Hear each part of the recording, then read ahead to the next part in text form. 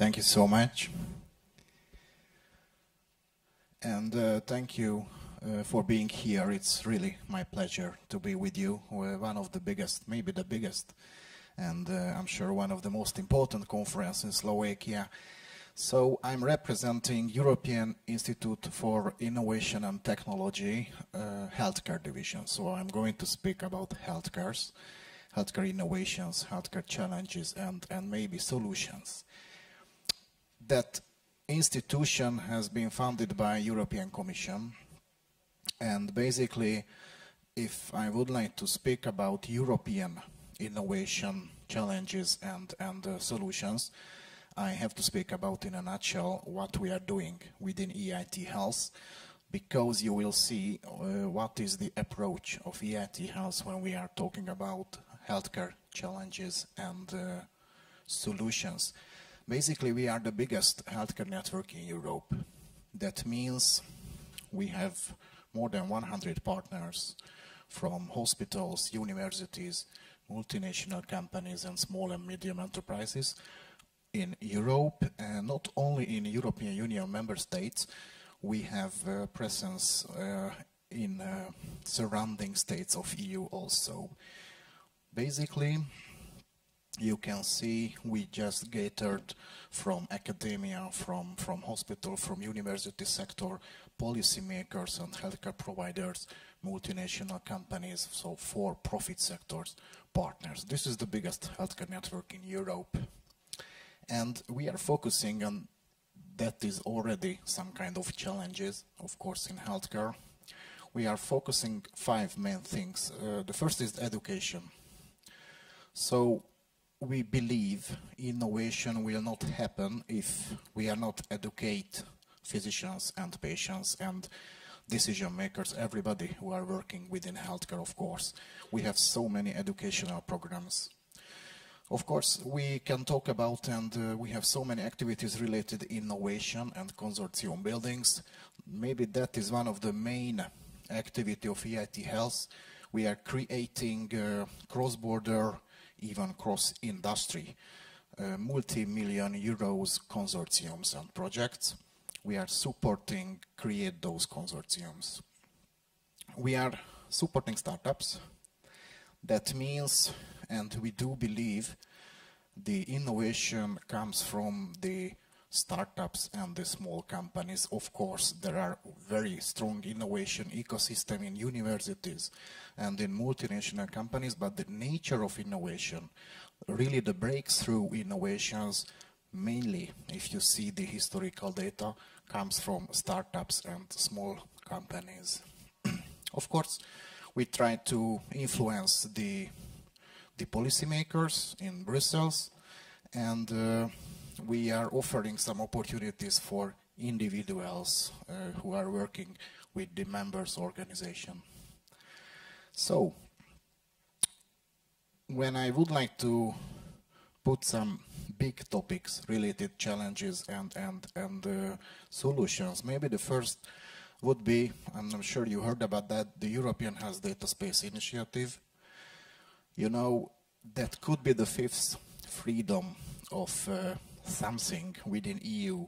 You know, the free movement of employees, products, services and capital.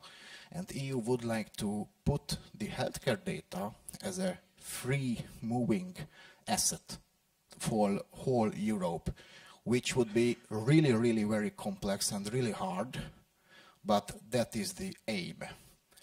If we are talking about healthcare data, of course, we have to be in line with GDPR, we have to be in line with nationwide legalizations. It would be really, really hard, but I think if you gonna find the use cases, how make profit from, for example, secondary usage of healthcare data, you will be successful, and the legalization will follow the business.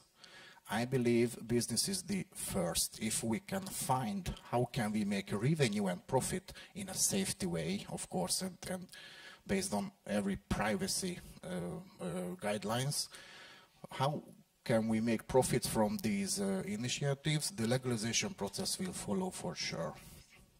Secondary usage of healthcare data is very important right now. I will show you some use cases at the end of the presentation, how we are approaching this situation.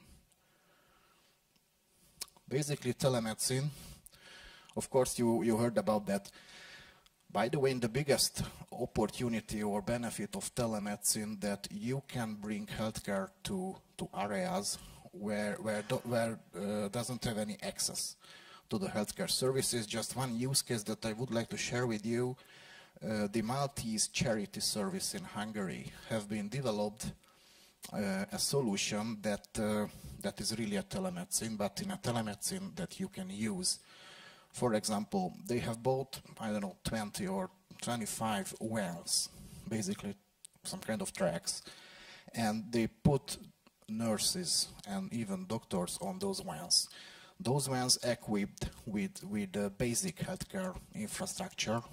They can measure the blood pressure, they can take your blood, they can feel your cardiovascular basic anamnesis, and they go to the rural area of Hungary. They go to the area where you cannot develop a telemedicine solution without humans, without physicians or nurses. And because we are lack of physicians, and all Europe are lack of healthcare physicians, they just create a connection to the telemedicine, and you can see and you can talk to physicians, but there is a nurse who gonna help you make those diagnosis processes. So this is very success project in Hungary, and they would like even to develop a better service that they have already done. Chronic diseases is also a big opportunity or challenge. It's because of it can change your viewpoint, of course. First of all, it's very complex because if you see, the healthcare is a high-tech industry. That means it's really, really expensive. So there is a expensive and high-tech industry, and you would like to get those services to everybody, like a commodity. Have you ever seen a commodity in an affordable price, who can payable by everybody? I think the answer is no. That's why we are struggling how to finance the healthcare. That's why we are struggling, because we don't even have the sustainable financing model, how we can finance the healthcare, because basically it's too expensive to give that service to everybody. That's why, and if you're gonna talk about the chronic diseases, which create a higher and higher demand for these services, we really need a breakthrough. We really need a kind of change of paradigm where we would like to manage the healthcare. And I think it could be based on two things. First of all, we have to find business cases and use cases, how we manage these situations, how we can use these technologies. And if you heard about artificial intelligence, nanotechnology, there are so many big data, there are so many interesting and very important buzzwords of technology. The biggest thing that those are kind of convergence technologies. That's why we can, in a beginning of a breakthrough, I think, in healthcare, because effect of those convergence technologies will create the assets, will create the ecosystem to put the right business model in place and give this high-tech service to everybody. I think this could be the process, and I don't want to talk about the legalization, because legalization will follow where we can use this thing.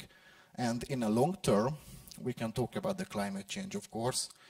We are trying to find a sustainable business model and financing model of healthcare, but in long term, there will be the effect of climate changes. That means we just shooting a moving target. We don't know 10 years or 20 years later how the healthcare will look like. We know already that will be changed a lot, because there will be new diseases, there will be new requirements from customers, basically, who are patients in this industry. So, as you see, there are very hard topics to be in line, but what can we do? First of all, of course, let's work on together on that. We don't have answers for everything, for sure, but we have something that's called a network.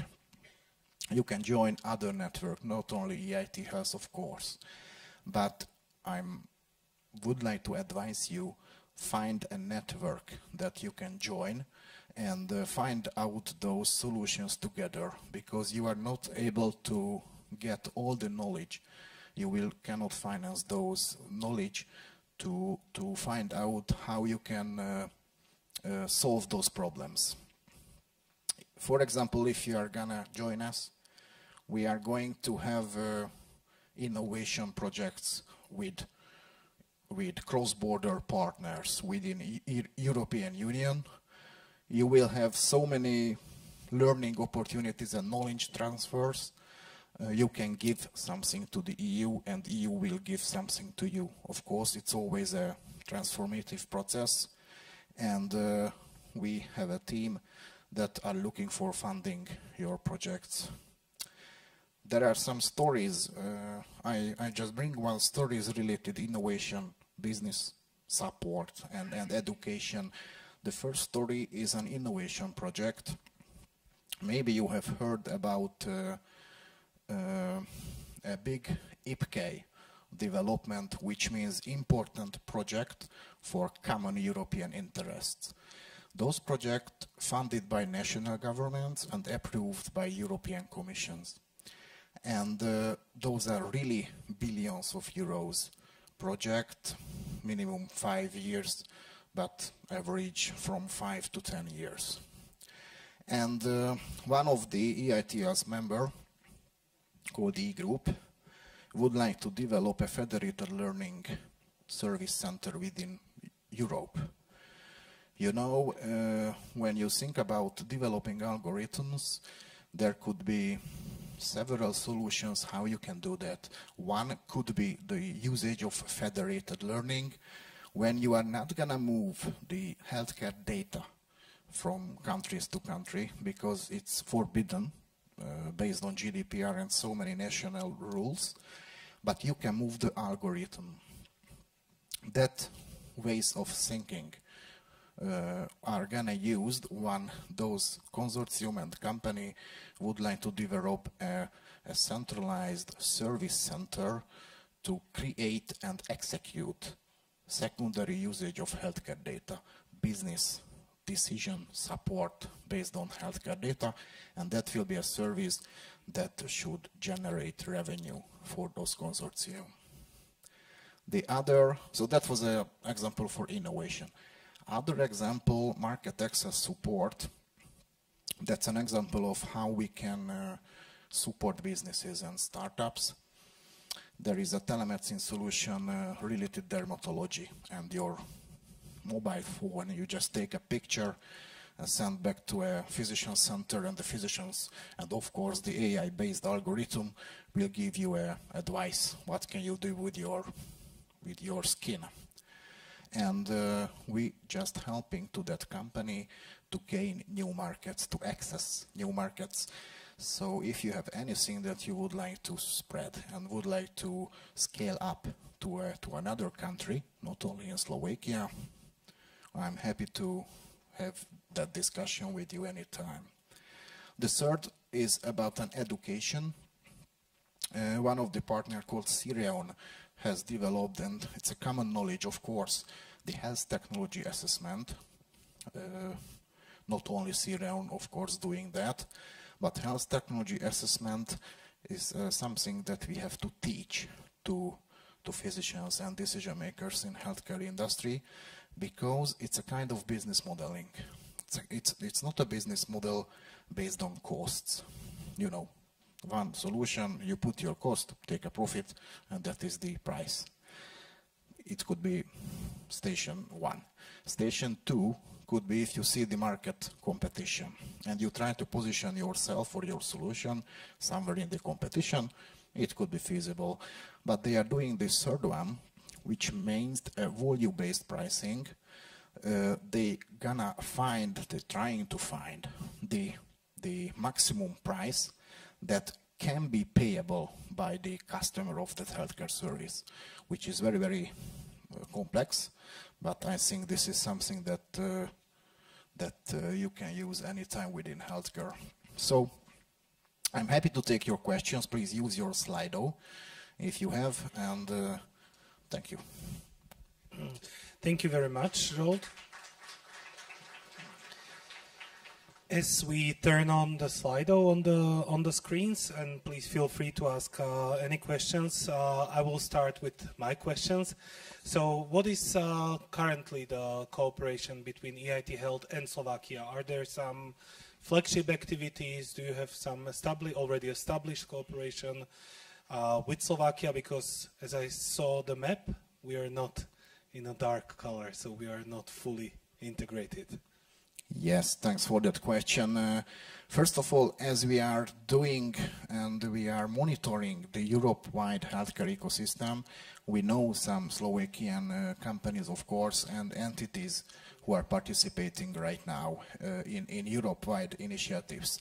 But to be honest, we would like to boost the EIT Health's presence in Slovakia. There is 2 reasons for that. First, we don't have the knowledge related Slovakian healthcare system. We don't have an office here right now in Bratislava or in Slovakia.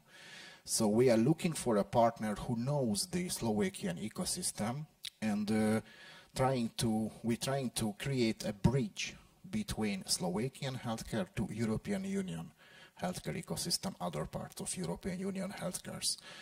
That's why we are here. We are looking for the first structured and contracted partner of Slovakia.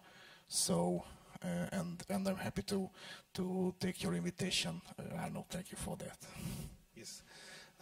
Thank you for accepting the invitation. I have a second question, and then we'll hand over also to our guests in the audience.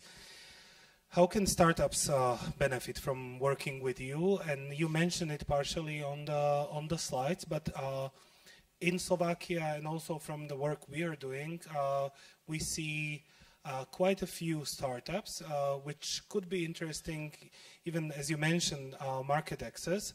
So what's the action they have to take to be able to cooperate with you? Yes, so first of all, they have to speak with me.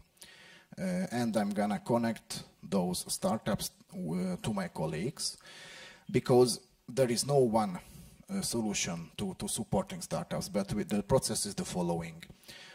We have some meetings to find out what is the plan of that startup, what they are looking for, what kind of solutions or products they would like to develop. For example, if we are talking about a medical device, that's a very different solution that a biotechnology or a digital healthcare applications. So we have to identify the solutions or the product, what they would like to develop. Second, we would like to speak about and identify how we can help.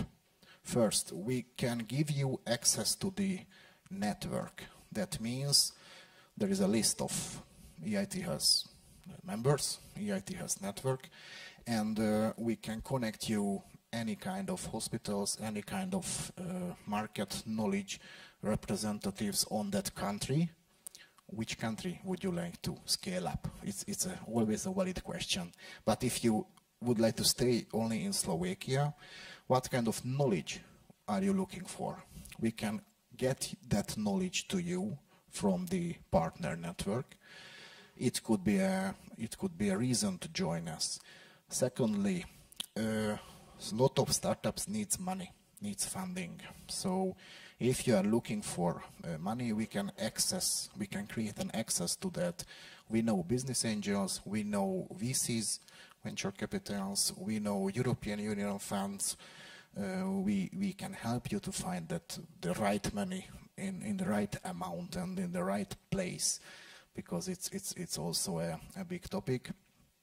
And last but not least, we can give you access to knowledge. If you are looking for, I don't know, a data scientist or a physician, or if you would like to validate your product, your service, you shouldn't hire that persons. You should buy those persons from the market. So we can give you access to those people who can give you that knowledge in your product. There is no one answer that will be fit for everybody. We can talk about that. We just had a track record of, I think, thousands of, but for sure hundreds of startups that we have already supported in the last years. And the way of support were different. It could have money, it could have knowledge, it could have market access. For example, if you would like to get those services landed in France, we can connect you the whole ecosystem in France. And I don't know what happened in France, but I know some people who knows that market, that EIT has work. Thank you very much, Zsolt. Our time is up.